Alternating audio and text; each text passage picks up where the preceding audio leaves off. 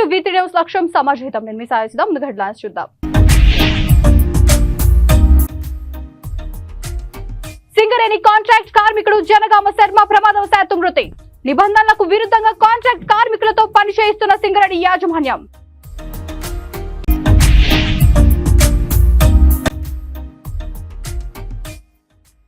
Bike పై వెళ్తుండగా cable పై తగిలి ముగ్గురికి కరెంట్ షాక్. చికిత్స నిమిత్తం ప్రభుత్వ ఆసుపత్రికి తరలించిన స్థానికులు.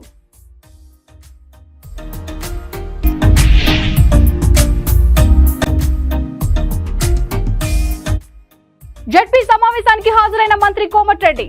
ఖరీఫ్ వ్యవసాయం ప్రజా సమస్యలపై వాడవేడి చర్చ.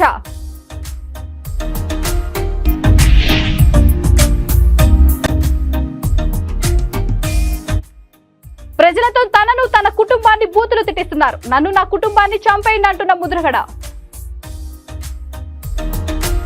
ఇక డీటెయిల్స్ చూస్తే పెద్దపల్లి జిల్లా రామగుండం రీజియన్ 2 వకీల్పల్లి మైన్ లో కాంట్రాక్ట్ కార్మికుడు జనగామ శర్మ ప్రమాదవశాత్తు మృతి చెందాడు. సింగరేణి యాజమాన్యం రక్షణ చర్యలు పాటించకుండా నిబంధనలకు విరుద్ధంగా కాంట్రాక్ట్ కార్మికులతో పనిచేస్తూ ప్రాణాలను బలి తీసుకుంటుందని టీబీజీకేఎస్ నాయకులు మిరియాల రాజిరెడ్డి ఆగ్రహం వ్యక్తం చేశారు. విధి నిర్వహణలో కాంట్రాక్ట్ కార్మికునికి ప్రమాదం జరిగితే సింగరేణి యాజమాన్యం కాంట్రాక్టర్ స్పందించకపోవడం విచారకరమన్నారు. మృతుడు శర్మ కుటుంబానికి ₹1 నష్టపరిహారం చెల్లించాలన్నారు. ప్రమాదానికి గల కారణాలను పర్యవేక్షించి బాధ్యులైన వారిని కఠినంగా శిక్షించాలని రాజిరెడ్డి డిమాండ్ చేశారు. కాంట్రాక్ట్ నిబంధనలకు విరుద్ధంగా రాత్రి వర్షంలో వెల్డింగ్ పనులు చేస్తుండగా కరెంట్ షాక్ తో శర్మ మృతి చెందినట్లు మృతుని భార్య కన్నీరు పెట్టుకున్నారు.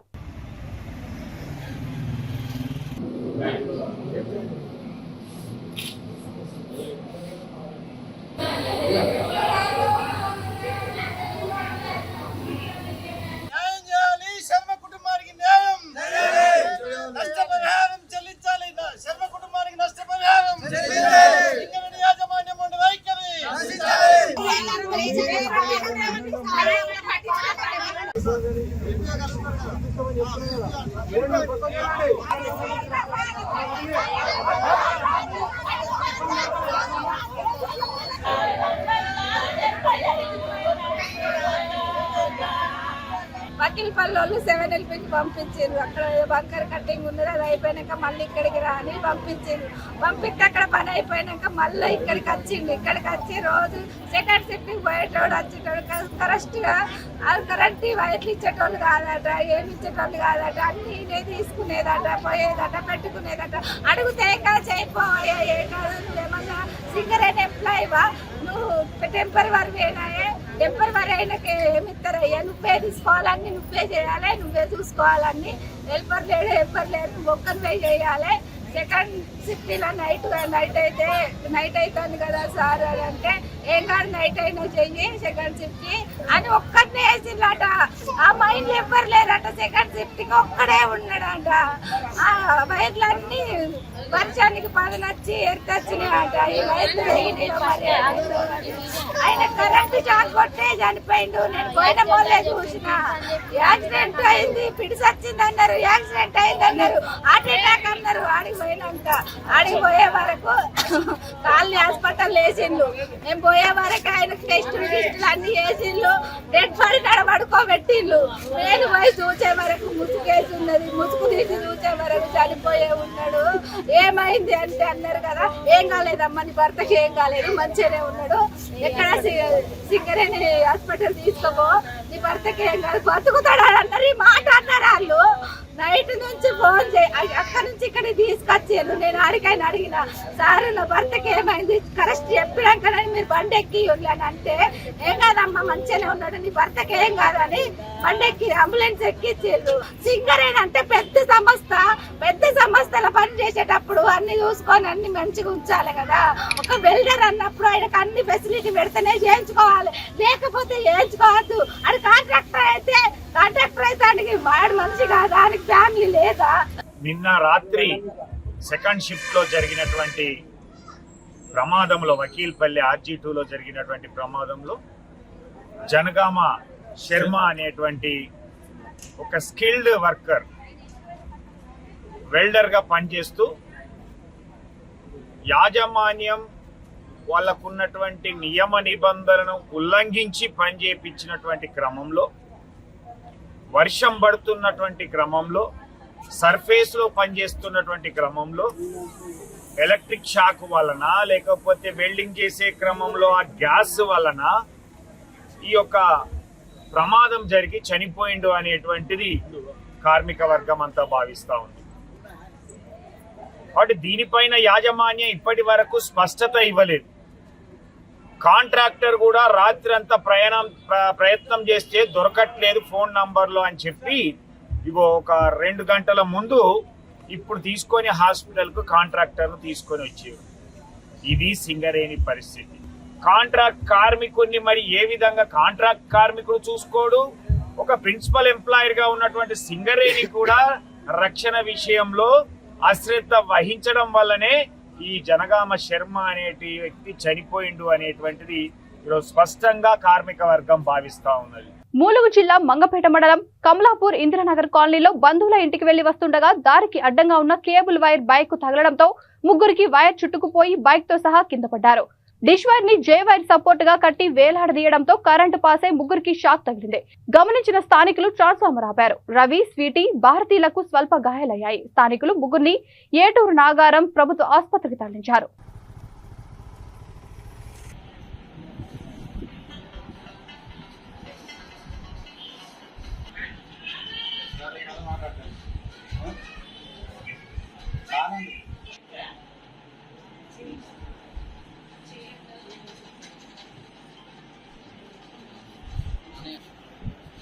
పాపకి ఇట్లా గాయాలైనాయి.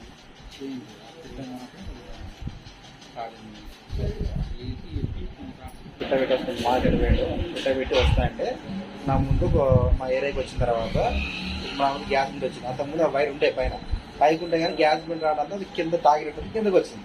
కింద రావడంతో నా టూ వీలర్ తాకింది, మీ కింద పడిపోయినా వైర్ కొద్ది కింద రావడంతో చేయి కట్టుకున్నాను. కింద పడిపోయాను. నన్ను లేపడం కోసం వాళ్ళిద్దరు వచ్చి వాళ్ళు నాకు అంటుకున్నారు. ముగ్గురు ఉన్నాం. వాళ్ళు నీ బ్యాంకింగ్ ఉన్నారు, నా బ్యాంకింగ్ ఉన్నారు.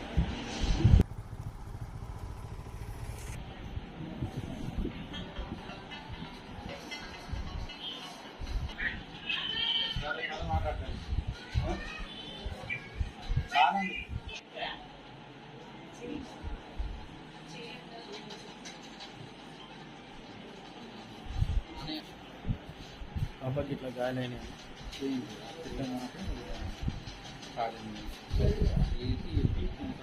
పెట్టేస్తుంది మార్కెట్ వేడు పెట్టి వస్తాయంటే నా ముందు మా ఏరియాకి వచ్చిన తర్వాత మా గ్యాస్ బిల్ వచ్చింది. అంత ముందు ఆ వైర్ ఉండే పైకి ఉంటే కానీ గ్యాస్ బిల్ రావడంతో అది కింద తాగినట్టు కిందకి వచ్చింది. కింద రావడంతో నా టూ వీలర్ తాకింది, మీ కింద పడిపోయినా వైర్ కొద్ది కింద రావడంతో చేయి కట్టుకున్నాను. కింద పడిపోయాను. నన్ను లేపడం కోసం వాళ్ళిద్దరు వచ్చి వాళ్ళు నాకు అంటుకున్నారు. ముగ్గురు ఉన్నాం. వాళ్ళు నీ బ్యాంకింగ్ ఉన్నారు, నా బ్యాంకింగ్ ఉన్నారు. రాజన్న సిరిసిల్ల జిల్లా ముస్తాబాద్ మొర్రాపూర్ గ్రామ పంచాయతీ పరిధిలో గల రేగుల చెరువులో 2 వ్యవసాయ బావులను తవ్వి ఆ మట్టితో చెరువును పూడుస్తున్న వ్యక్తిపై చర్యలు తీసుకోవాలని తహసీల్దార్ కు మాజీ సర్పంచ్ దేవేందర్ వినతి పత్రం అందజేశారు. చెరువు శిఖం భూమిలో 2 బావులు తవ్వడం వల్ల పక్కనే గ్రామానికి సంబంధించిన మంచినీళ్ల బావి ఎండిపోయే ప్రమాదం ఉందని, చెరువులో తవ్విన 2 బావులను సీజ్ చేసి తవ్విన వ్యక్తిపై చర్యలు తీసుకోవాలని మాజీ సర్పంచ్ బుక్యా దేవేందర్ కోరారు.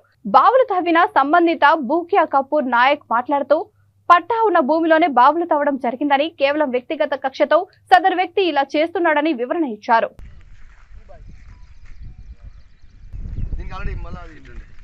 అంటే ఇప్పుడు చట్టం వాళ్ళు చూసుకుంటారు, ఇది ఎంఆర్ఓ వాళ్ళు మరి ఇది పట్టా కానప్పుడు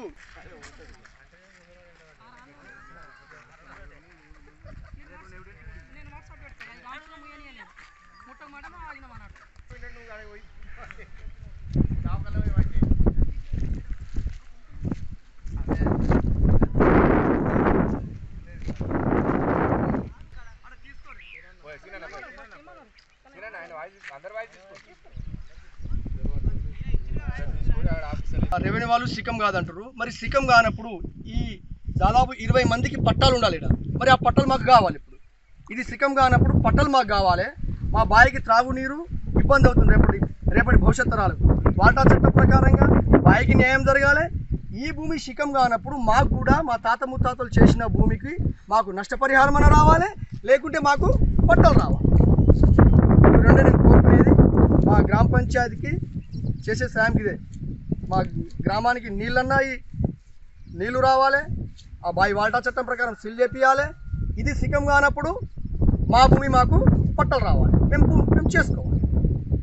ఈ విషయంపై ఎంఆర్ఓ గారికి ఆర్ఐ గారికి ఎంత కంప్లైంట్ ఇచ్చినా కూడా వాళ్ళు కేవలం ఫోన్ల ద్వారానే మాటల ద్వారానే అక్కడనే ఉంటారు, కానీ ఇక్కడికి ఇంతవరకు రాలేదు.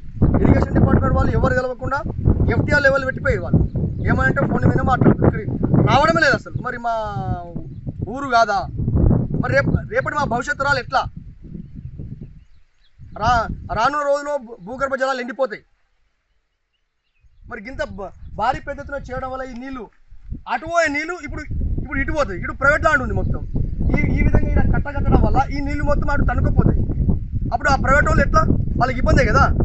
కనుక దయచేసి మేము కోరేది ఒకటే, వాటా చట్టం ప్రకారంగా మా గ్రామ పంచాయతీకి ఎటువంటి ఇబ్బంది లేకుండా బావి విషయం ఒకటి, ఇది సికం కానప్పుడు మా పట్ట మాకు కావాలి. సర్పంచ్ ఏదో పాత కక్షలు పెట్టుకొని నా మీద ఈ పట్ట భూమి కాదు సికం భూమి అని చెప్పి కంప్లైంట్ చేసిండు. కంప్లైంట్ చేస్తే రెవెన్యూ వారు ఇరిగేషన్ వాళ్ళు వచ్చి ఏం చేసిరు, నువ్వు పట్ట భూమి కాదు నాయన, అది ఏది లవాణి పట్ట అన్నట. పని ఆపమంటే నేనేం చేసిన, వాళ్ళు రాగానే పని ఆపేసిన. పని ఆపగానే తెల్లారి ఏం చేసిరు ఆర్ఐ గారు సర్వర్ని తోలుకొని వచ్చి తెల్లారి ఆయన ఈయన దేవేందర్ ముంగట్ని సర్వే చేపిస్తే ఇది పట్ట భూమి పరంపో కాదు లవాణి పట్ట కాదు అని చెప్పి నాకు 95, 96, 106లో డిక్లేర్ చేసిపోయింది పాస్బుక్ కొని. డిక్లేర్ చేసినాక ఆ రోజు నుంచి పని చేయలేదు. పని చేసే వరకు ఇరిగేషన్ డిపార్ట్మెంట్ మంచి సార్ వచ్చి ఏమన్నాడు, నువ్వు పని చేయకు 45 రోజులు టైం ఇవ్వు నాకు. 45 రోజులు టైం ఇవ్వమంటే నేను 45 రోజులు టైం ఇచ్చిన సార్. 45 రోజులు టైం ఇస్తే ఏం చేసిన సరే అనుకునే పని ముట్టలే ఏం ముట్టలే. నా వాటర్ నాకు పోతున్నాయి, వాటర్ పడలేదు, పంట ఎండిపోయింది. ఎండిపోగానే ఆయనతో మొన్న ఏం చేసిన, ఇలా రౌతులు ఉన్నాయి కదా అని నేర్పేద్దాం, వర్షాకాలం అవుతుంది బాయి కూలుతుంది అని చెప్పి తమ్ముడు దానిలో వేరే దానిలో ఏమో తవ్విన తవ్వి రౌతులు పెడదామని తవ్వగానే ఇరిగేషన్ ఈ గారు ఫోన్ చేస్తే ఇరిగేషన్ డి గారు ఫోన్ చేసి డి గారు ఏ గారు అందరు వచ్చి శనివారం అందరు వచ్చి తెల్లారి ఇది లిఫ్ట్ ఎఫ్టీఎల్ పెట్టున్నాయినా అంటే ఎఫ్టీఎల్ పెడతా. ఎఫ్టీఎల్ సికం నా దానికి దీనికి 10 గజాల దూరం ఉంది. మత్స్యకారులు రెచ్చగొట్టి మా జీవనోపాధి కోల్పోతున్నాము అని చెప్పి ప్రజావాళ్ళ అప్లికేషన్ ఇప్పించాడు. పిన బావి నుంచి 2 నెలల నుంచి నేను బావి తవ్విన, ఒక్కరోజు కాదు, నువ్వు ఊర్లో లేవు. ఆ రోజు నాకు బంద్ చేస్తే బావి బంద్ చేస్తున్నాడు. అరే బాబు నువ్వు సికంలో ఉంది బాయ్ తవ్వకు అని చెప్పి అదే రోజు కంప్లైంట్ చేయను ఉంటుంది. నేను అదే రోజు బంద్ చేసుకుంది బాయ్. 2 నెలల నుంచి బావి తవ్వినాక అంతా కంప్లైంట్ అయినాక నేను ఇలా సికంలో ఉందని చెప్పి ఎవరిని పొందాలని చెప్తావు? ఇది నా పాలసీ. దీని మీరు ఏం న్యాయం చేస్తారో న్యాయం చేయి. నల్గొండ జిల్లా జడ్పీ సమావేశం హాట్ గా కొనసాగింది. ఖరీఫ్ సీజన్ ప్రారంభం కావడంతో విత్తనాలు, ఎరువుల సమస్యలు సహా త్రాగునీరు, వర్షాకాలంలో వ్యాధులు ప్రబలకుండా చర్యలు, గ్రామీణ ప్రాంతాల్లో రోడ్ల ఇతర సమస్యల మీద చర్చ జరిగింది.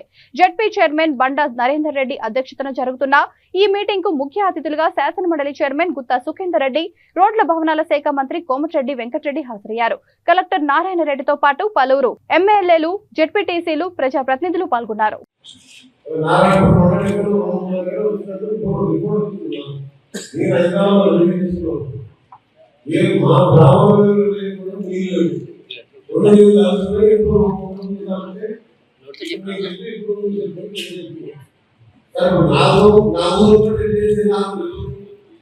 అందరూ కావాలి కదా, అందుకనే ఫస్ట్ ఇలా కాలం అయిపోయిన తర్వాత మీరు రివ్యూ పెట్టుకొని కలెక్టర్ గారి దగ్గర 15 రోజులు నెలకొకసారి ఆ టైంలో సపరేట్ మీటింగ్ పెట్టి మనం మళ్ళీ ఇంత కట్టడే కాబట్టి మనం మంచిగా బాధ్యత అధికారులను మన బాధ్యత, ప్రభుత్వం బాధ్యత.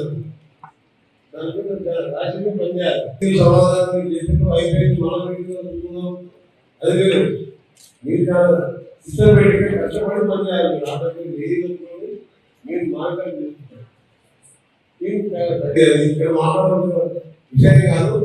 ఫ్యూచర్లో ముఖ్యమంత్రి గారు ఎవరు దాన్ని ఎట్లా సెపరేట్ చేయాలి, మనం ఒకటే చూసి 600 ఊహించడం అది ఎంతవరకు వస్తుంటే చేసుకుని ఒకటే ఏం గారి దగ్గర కూడా మాట్లాడాం. దాన్ని ఎన్నప్పుడు ఎగ్జాంపుల్ మన దగ్గర జిఐడి పెట్టే దాన్ని మనం వినియోగం చేయాలని దానికి ఒక ప్లాన్ నడుస్తుంది. అప్పటి వరకు మీరు ఏ మానిటర్ చేసుకుంటూ ప్రతిరోజు టెలికాన్ఫరెన్స్ పెట్టుకుంటూ వస్తుంది. మీ గ్రామాల్లో జాగ్రత్తగా పనిచేయండి. ఇంకా నెక్స్ట్ పెట్టించు మండల మీటింగ్లో, జిల్లా మీటింగ్లో వాళ్ళు సూచించారు. చేయలేదు. ఫస్ట్ మాత్రం జాగ్రత్తగా పనిచేయాలని నా అభిప్రాయం. ముద్రగడ పద్మనాభరెడ్డిగా పేరు మార్చుకున్న తర్వాత తొలిసారిగా మీడియా ముందుకొచ్చిన మాజీ మంత్రి మరోసారి హాట్ కామెంట్స్ చేశారు. ప్రజలతో తన కుటుంబాన్ని బూతులు తిట్టిస్తున్నారని, దాని బదులు తమ కుటుంబాన్ని చంపేయాలని కోరారు. మొత్తం తమ కుటుంబంలో 7 ఉన్నారని, అందరినీ చంపేయాలంటూ ముద్రగడ సంచలన వ్యాఖ్యలు చేశారు.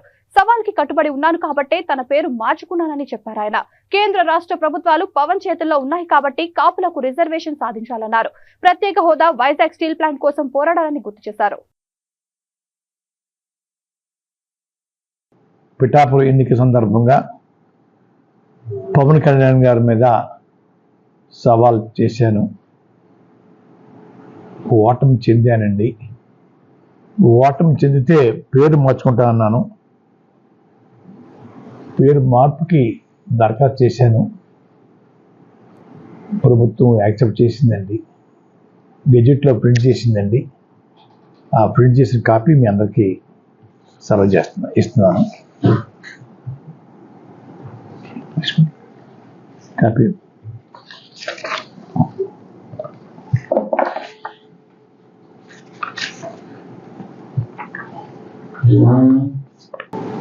గవర్నమెంట్ గెజెట్లో ప్రింట్ చేసిన కాపీ మీకు అందజేశానండి. వాళ్ళందరూ నాకన్నా చిన్నవాళ్ళైనా వాళ్ళందరికీ ధన్యవాదాలు చెప్పుకుంటున్నానండి. నాకు స్వేచ్ఛ కలగజేసినందుకు చాలా ఆనందంగా ఉంది. నేను ఉద్యమం చేయటం లేదు అని పవన్ కళ్యాణ్ గారు తరచూ మాట్లాడుతూ ఉండేవారండి. నా ఇమేజ్ పెంచుకోవడం కోసం ఉద్యమం చేపట్టాడు తప్ప నేనే లాభం పొందాను అనే మాటలు ఎక్కువగా వచ్చేవండి. చేతకానివాడిని, అసమర్థుడిని, అమ్ముడు పోయాను కాబట్టి ఆ రోజు ఉద్యమాన్ని కొనసాగించలేకపోయిన పవన్ కళ్యాణ్ గారు కాపులకి నేను వారి కోరిక నెరవేర్చలేకపోయాను. మీ చేతిలో రాష్ట్ర ప్రభుత్వం, కేంద్ర ప్రభుత్వం కూడా మీ చేతిలో ఉన్నాయి.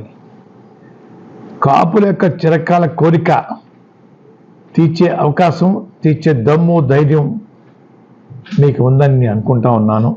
ఆ దిశగా మీరు తలుచుకుంటే కొన్ని రోజుల్లోనే రాష్ట్రంలోనూ కేంద్రంలోనూ ఆ రిజర్వేషన్ ఇప్పించగల సత్తా మీకు ఉందని నేను భావిస్తూ ఉన్నాను.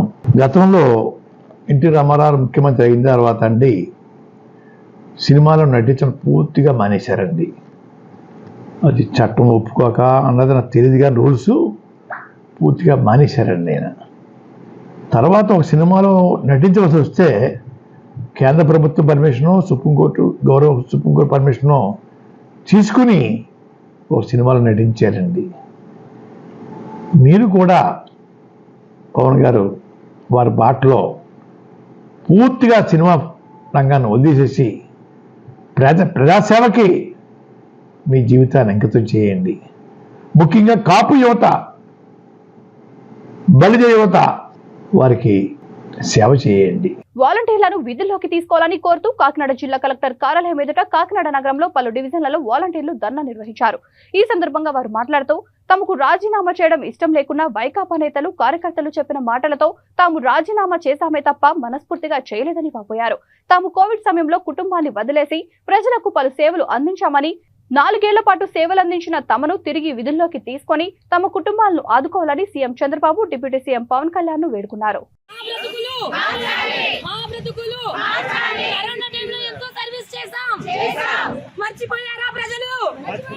ప్రజలు మర్చిపోకండి, కరోనా టైంలో ఎంతో సర్వీస్ చేశాము.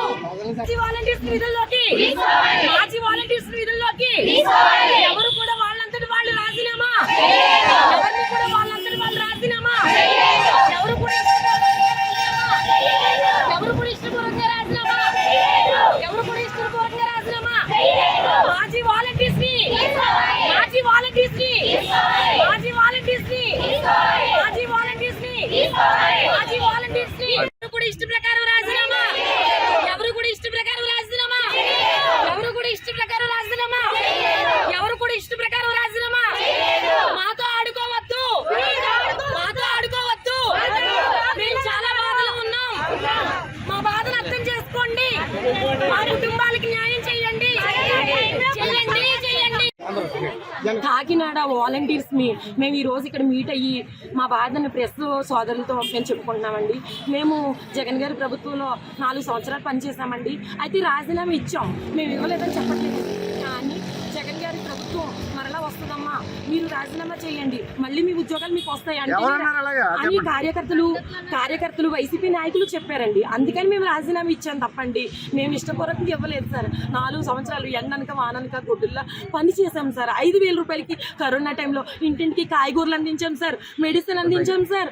అలాగే ఎవరు కూడా ఈ రోజు కనిపించే నాయకులు ఎవరు కూడా ఆ రోజు కనిపించకపోయినా మేము ముందున్నామమ్మా అని 60 కుటుంబాలు, 70 కుటుంబాలు, 80 కుటుంబాలకి ఎంతో సర్వీస్ చేశాం సార్. మా భర్తలు, మా పిల్లలు, అమ్మ డ్యూటీకి వెళ్తున్నాం, కరోనా వస్తుందంట, మళ్ళీ నువ్వు ఇంట్లోకి వస్తే మాకు అంటుకుంటుందేమో అని భర్త పిల్లలు దప్పలాడినా మేము ఆగలేదు. ఈ 5,000 రేపు పొద్దున్న 10,000 అవుతుంది, పర్మనెంట్ అవుతుంది అని చెప్పి మేము విధుల్లోకి వెళ్ళాం సార్. ఈ రోజు నాడు ప్రతి ఒక్కరు రాజీనామా మిమ్మల్ని ఎవరు చేయమన్నారంటే ఆ రోజు నాడు మేము ప్రభుత్వంలో పనిచేస్తున్నాం కదా, చేయకపోతే మళ్ళీ ఆ ప్రభుత్వం వస్తే పెట్టుకొని అన్నారు కదా, అందుకని చేశాం సార్. ఎవ్వరు కూడా ఇష్టపూర్వకంగా చేయలేదు సార్. ఈ పార్టీ అంటే ఇష్టము, ఆ పార్టీ అంటే ఇష్టంగా మేము మాట్లాడుతున్నాం. బులెటిన్ ముగించే ముందు హెడ్లైన్స్ మరొకసారి. సింగరేణి కాంట్రాక్ట్ కార్మికుడు జనగామ శర్మ ప్రమాదవశాత్తు మృతి. నిబంధనలకు విరుద్ధంగా కాంట్రాక్ట్ కార్మికులతో పని చేయిస్తున్న సింగరేణి యాజమాన్యం.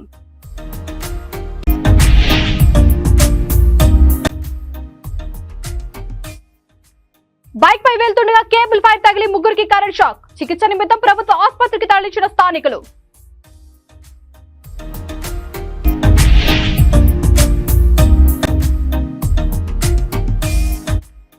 జడ్పీ సమావేశానికి హాజరైన మంత్రి కోమటిరెడ్డి. ఖరీఫ్ వ్యవసాయం ప్రజా సమస్యలపై వాడావేడి చర్చ.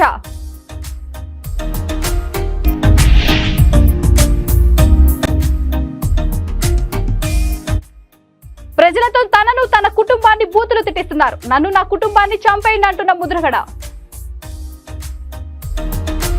ఈ బులెటిన్ ఇంతటితో సమాప్తం. మరొక బులెటిన్తో మళ్ళీ కలుద్దాం. అంతవరకు చూస్తూనే ఉండండి V3 న్యూస్. లక్ష్యం సమాజహితం.